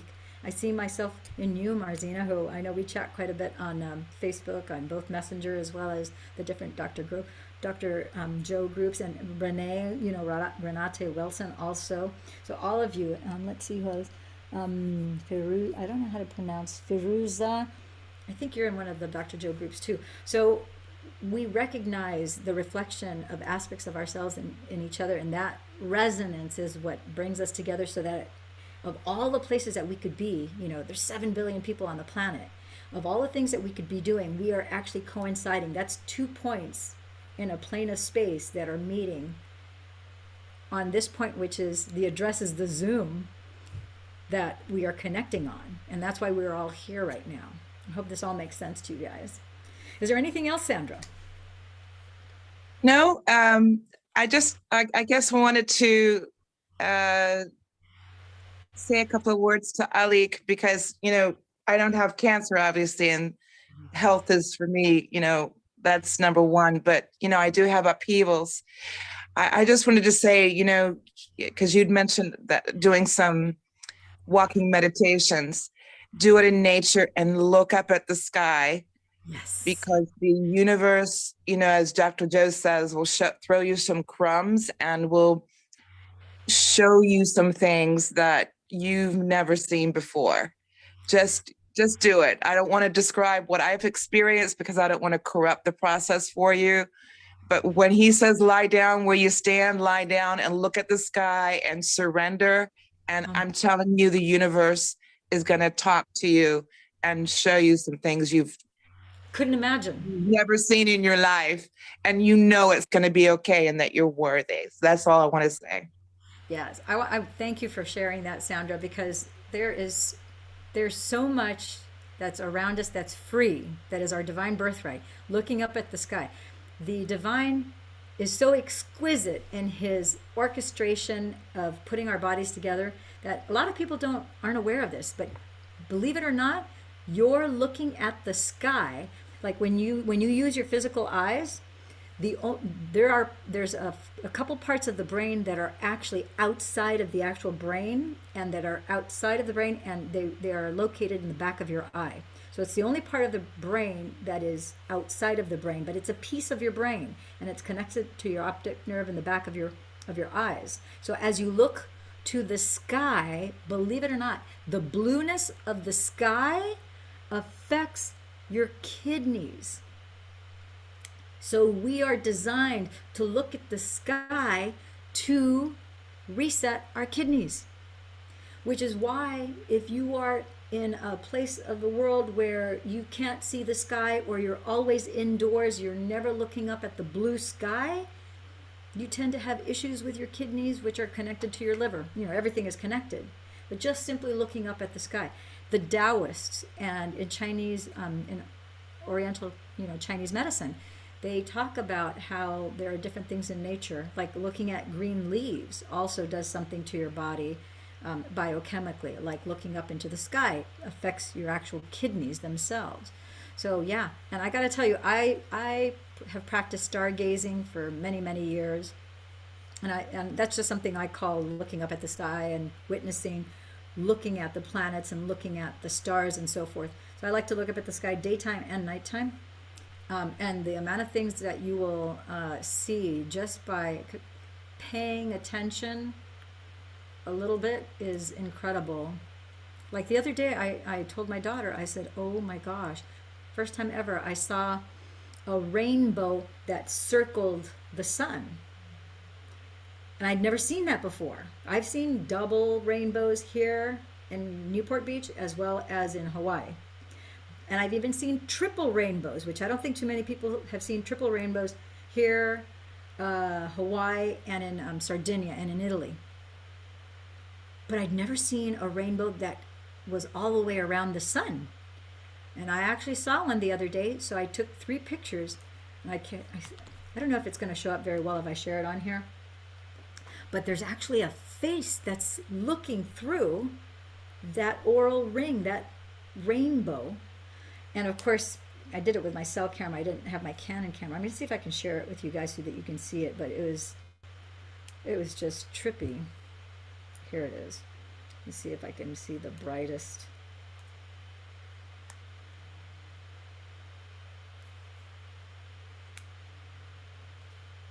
Okay.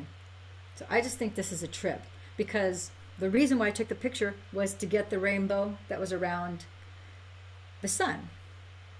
So when I then looked at the picture, I took 3 pictures, and in all 3 there's this face right next to the sun. You can't miss it. I don't think you can miss it. And I don't know if I'm going to have to maybe make this a little bit darker for you guys to see it on my cell phone, but I hope I'm going to put it as close as possible. Can you Can't guys see it? Maybe if you put it on your meditation group site, I would love to see that. Yeah. There's a face. I'm going to just outline it here. It goes like this down here. And there are the 2 eyes, the nose, and the mouth. And it's like it's peering through, and it's just kind of peeking, looking down. And I thought, what a trip. And then there's some other markings on here, which I find kind of like a sacred geometry, lighting. No, I don't even know. It has there's this amazing testimony by Ravi, which I think would really resonate with. Tag his name and mine on it. So if you find it, tag Ravi. I'll upload it to the group. He saw protonian light seeds, and they were raining down on him. And after many of my walking meditations in a state of lying back, I have also seen those light seeds, and I saw a portal open up in the sky. I mean, I'm just saying, I don't want to talk about it too much because it's individual. But when you're in certain states, you're going to see some phenomena that you can't. I've never heard of the universe is going to Yeah, you know, that term. communicating with you, going, it's okay. It's Yeah. okay. We got your back.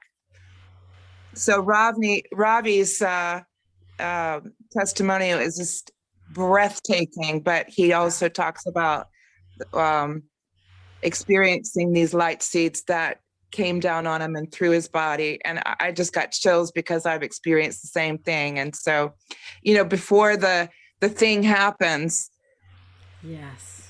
when you feel this connection with nature and the universe starts to reward you for doing the work and staying heart coherent, and just also observing nature, then nature will start to understand it's being observed because it's sentient, and it will change and say, here's a gift for you. Yeah. So there are two parts of that testimonial that for me were just stunning. One was the healing, but the other was just the ways that the universe was communicating with him to say, hey, we got you. You know, you're carried. That's beautiful. Yeah, please do tag me on that. I would love to see that. I've never heard of the Protonian light seeds that you were talking about, but I had a couple meditations where, and I don't remember if it was a plain meditation or if it was a coherence healing. I think it may have been a coherence healing actually, where it was raining. It looked, my sense, because I'd never seen anything like that before in 3D, but my sense was that it was like angelic light code, like angelic light code language, and it was very unusual. But it was like just like rain would be like, you know, with water, but it was just raining this angelic light. Their light, it's like light language, which I know kind of doesn't make sense, but it was just pouring, pouring, pouring. And it was just like, oh my gosh, it was so kind of really euphoric actually to just have this. And it was just pretty, like visually to see it. I wish I could somehow recreate it in 3D because it was so spectacular. It's like you want to see it more and more and more, right? But anyhow, there's all sorts of different experiences, and there's no limit to what we can experience. And whenever we have experiences like that, we know that we can refer back to it in 5D quantum, because since there is no such thing as time, we can relive and re-experience it and feel the delicious energy that is so loving during that experience, because it's still there. It's, you know, even though we're now in conscious awareness, that still lives on. So awesome. Is there anything else, Sandra? No, thank you. It's been great. It's really wonderful, and the energy today is just amazing. Thank you, thank you. Likewise, thank you for showing up tonight too, and be sure to PM me. We're going to go to Marzina because Marzina has a question. Go ahead, and I'm going to ask you to unmute yourself. Yes, I had a question. I got intrigued with what you said about the dimensional overlays. Mm-hmm. So is that a form of a download? Is that what you would describe it? You know, as you're saying it, I never thought of it that way, but it is a download. It is a form of a download, like you said. So a dimensional overlay, what I understood it to be is it's apparently some sort of, it's like a biological architectural frame. Just because I don't know what other word to use it, but my awareness was that it's something energetic that is placed upon you, and then it's like once they place it on you, it's always there, but it's only activated when you need it, and you don't have to do anything. Like, you automatically, when you need it, it will automatically turn on, and it'll turn on for, what I was told was, it was as little as 30 minutes, and it could last up to 2 hours long. It just depends on whatever's needed. So in the moment that you need it, it's automatically turned on. So, because I was curious as to, it's like, well, how do I use it? How do I turn it on? How am I even going to know what to do with it? And they said, that's none of your business. You don't need to concern yourself with any of that. It's been, you've received a dimensional overlay along with the light I don't know if those work. I would imagine they work together, but I don't know really. But I know that the light activation codes, as you're sleeping, those are being downloaded. Apparently they're downloaded every time you go to sleep, since you're meditating. And then those dimensional overlays, as you need, I don't know if there's 1 or 1,000. My guess is that there would be an infinite number, but whatever it is that you need in terms of dimensional overlays as you sleep, those are downloaded. They're installed in you, and then when you need them, they automatically turn on. So we don't have to. It's not like a burden that you have to figure out how to work it. None of that. So I was like, phew. Okay, the last thing I need is another thing to do or to figure out or to, I'm already learning so much stuff all the time. I'm like, I don't need, So no, it's like, it's something to help you, not to burden you. So it is in essence a form of a download. So thank you for asking that question. It actually brings me clarity about what that is too. So it sounds like it is definitely a form of an upgrade. I guess it would be, yeah, I guess it is an upgrade. I had never thought of it as an upgrade, but it is, I guess, yeah, by definition, it is an upgrade. Yeah. So, yep. Wonderful. Thank you for answering it. You're welcome. You're welcome. Thank you, Marzina. And where in the world are you? San Francisco. Oh, you're in Northern California. My boys, both of my sons are in San Francisco. Wonderful.